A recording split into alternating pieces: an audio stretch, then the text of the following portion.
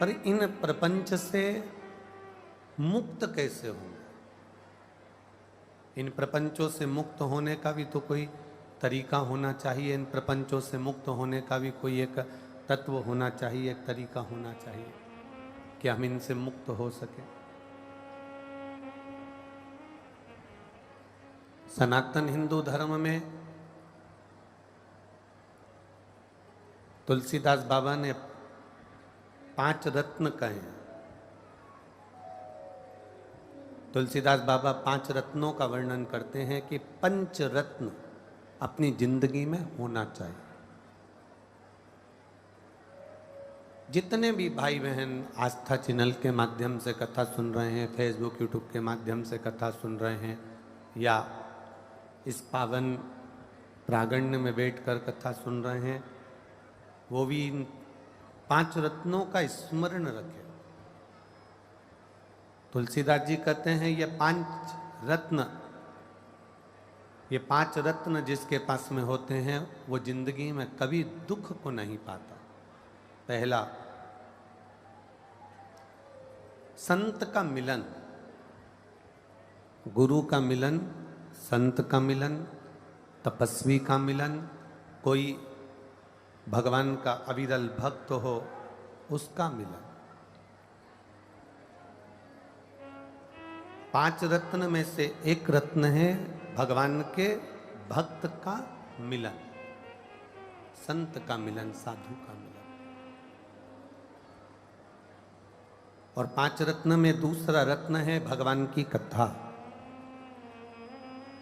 चाहे तुम राम जी की कथा सुनो, चाहे तुम शिव जी की कथा सुनो, चाहे तुम कृष्ण की कथा सुनो, अगर आप भगवान की कथा में रमे हुए हो, शिव कथा में रमे हुए हो, तो समझ लेना 5 रत्न में से एक रत्न आपके पास में है, हरि की कथा, प्रभु की कथा, भगवान की कथा।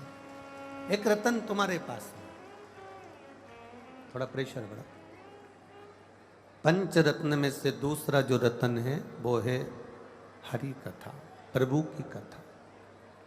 और शिव महापुराण की कथा कहती है तीसरे नंबर का जो रत्न है वो है दया करना।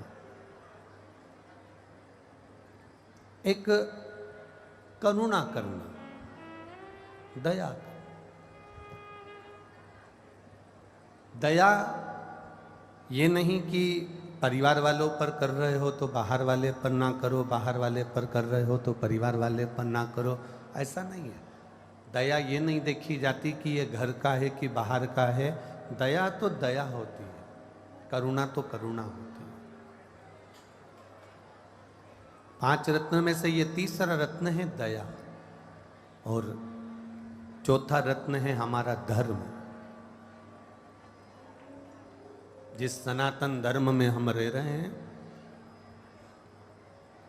उस धर्म में हम क्या अच्छा कर जाएं, उस धर्म में हम क्या अच्छा कर सकते हैं और क्या अच्छा कर दें, ये धर्म की रक्षा कैसे हो सके।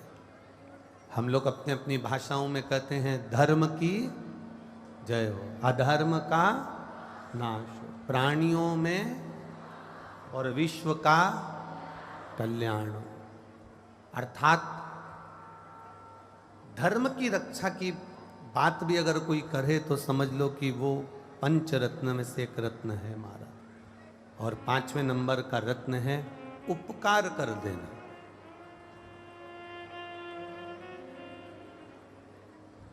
किसी पर कुछ उपकार कर दिया, एहसान कर दिया, कोई उनका कार्य कर दिया, किसी को आपने कुछ अच्छा कर दिया, उसके बाद में ये मत सोचना कि ये हमारे लिए कुछ करेगा। आप किसी को पानी पिला दो, आप किसी को भोजन करा दो, तो भोजन कराने के बाद में तुम ये विचार मत करना कि हम जब इसके घर जाएंगे तो ये हमको भोजन कराएगा, हम जब इसके घर जाएंगे तो हमको पानी पिलाएगा। ना ना ना, आप तो अपना कर्म करते चलो, अपने कार्य में तल्लीन बनते चलो, आगे उसकी मर्जी है वो आपको कहाँ ले जाकर छोड़ता है। 5 रत्न में तुलसीदास जी लिखते हैं 5वें नंबर का रत्न है उपकार कर देना, और उपकार कर कर किसी का कार्य कर कर वो उपकार कर कर छोड़ देना कि अब आगे उसकी मर्जी, आगे उसका मन, आगे उसकी मर्जी है। ये उपकार करने के बाद में छोड़ दिया। परशु महापुराण की कथा कहती है कि जो ये पंच रत्न है, इन पंच रत्न में सबसे प्रबल रत्न कौन सा है? तो कहा इन पंच रत्न में सबसे प्रबल रत्न है किसी संत सतगुरु का, किसी शिव भक्त का, किसी राम भक्त का, किसी कृष्ण भक्त का आपसे मिलन हो जाना। और दूसरा रत्न भारी है भगवान शंकर की कथा को श्रवण कर लेना, भगवान की भक्ति को श्रवण कर लेना। ये बहुत कठिन है।